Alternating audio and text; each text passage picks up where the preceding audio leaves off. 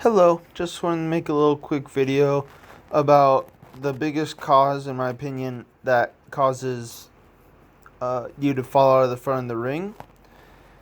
On a full throw, I understand this is a stand throw, but I think this is a really clear sample of what I'm about to talk about. And I think it's something that's really important.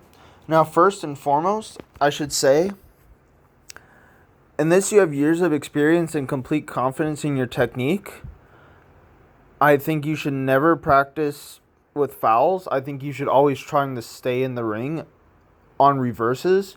Non-reverses and drills are completely different, but on a reverse, you should definitely stay in, unless you're just a non-reverser, which you shouldn't be in a rotational shot put, because you're just losing meters. You can only really get away with that in glide, but that's for a totally different video. But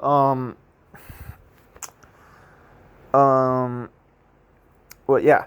So the biggest reason is that what you're about to see. Let's play this, and let's see if y'all can see what he does wrong. This is obviously Joe Kovacs, a 19-meter stand throw, which is insane.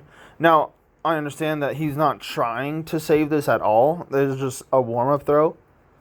And he's Joe Kovacs. He has years of experience staying in the ring.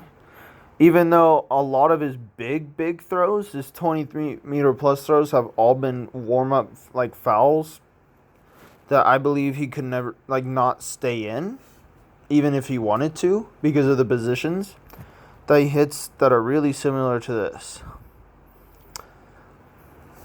Right here is the problem. Let's see. All right, if you can see this, immediately, he's immediately shifting his weight forward onto his block leg. And right now, no weight is on his left at all.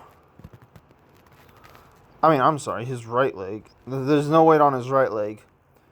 And right now he's just lunging forward. And then he kind of just stands up with his and hits a semi block a little at the last second. And he's kind of pulling away a little. And he's in the air just as it leaves its hand. And then this position, he could not save this throw, because all his weight is shifting forward instead of staying stacked. You see how he has this weird angle that's caused by him just cranking out and just going out. If he stayed stacked. One other thing too is that his stance is really wide. This is almost how a glider would finish. Like how a glider would land. Like a Thomas Majeski or someone tall. Normally, if he was actually doing a technical revert, a technical stand throw, I would recommend just standing shoulder width, because that mimics more of what you're going to land in on the throw. Joe Kovacs does not land this wide in his full throw. But I'm not even criticizing him, He's one of the best shot putters of all time. And this is just what works for him. And this could work for you, but this is more of just showing a representation. This is just a good demo of a problem that a lot of people have, or a lot of people have when they're fouling out of the front. And also, I want you to know, he's also looking at it. If he was trying to save this, he would look away after it leaves his hand. I mean, he could save this throw if he really wanted to, but he's also not trying to. I mean, he lands pretty over his left. So if he really wanted to, he could just actively rotate around again. But he's not trying to. But the only reason he can do that is because he kind of extends his left at the last minute to get a block so he doesn't just completely fall out. And that's really hard to do unless you're someone of this kind of caliber. And even so, this takes meters off your throw just because you're just not working the ground as long. You're not stacked. It's a pretty bad position if he was doing a full throw. He does not look like this on a full throw. I think in my hypothesis, he's just trying to get after it. He's like an Adam Nelson type thrower, just really likes aggression, getting after it no matter what. Fouls a lot, like Adam Nelson. In fact, I almost chose him for this video, but I couldn't get that good of a quality because his best throws were in like the early 2000s.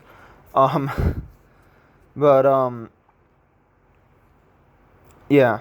So if he had his right leg or his back leg here, here, maybe not that narrow, like there, he would be able to just rotate around, hit a block sooner, and hit like this position sooner. Like right now, if his right leg was on the ground and he started with his feet this wide apart, he'd be in a much better position to stay in.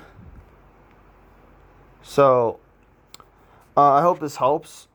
So to sum up, I would recommend not standing so wide apart for a rotational shot putter and really working the ground and just rotating around and up instead of just using this to just kind of just push yourself over your left side and then block at the last second. Because as you can see, his hip is behind him. This is not a very good position for anybody. His hip should be already pretty turned by now. And then release it. His shoulder should not be this far ahead, be like this far in front. But that's caused by his knee going out. Well, I mean, sorry. His left side, well, I should say, how should I phrase this? Him just, oh my God, I can't talk, I'm tired. Sorry. Yeah, that's right. Sorry. Shifting his weight over his left. And so he doesn't get maximal power. If he stayed stacked and stuff, he could probably throw 20 meters. Again, he probably can stand through like 20, 21 meters. I mean, he's almost thrown 23 meters. So, of course, this was back in 2015. It doesn't even say that. I could just tell because Reese Hoffa's here and David Stroll's here. And Reese Hoffa in 2015, I'm pretty sure, was Reese Hoffa's last world champs, if I remember correctly. So, yeah, I hope this helps. Summarize, just quick notes. Be shoulder width. Let me clear that. Oh my God. Shoulder width apart, like that. And then keep your weight over the right and don't shift weight forward until the very last second. I'm not saying never shift your weight forward. You're obviously going to shift your weight forward because you have to reverse. And you can't reverse without shifting your weight. But you can't just blow through everything and not rotate your right. Because, I mean, even if he could probably stay in. But he's just taking away a lot of power. And the goal is to stay in while producing as much power as possible.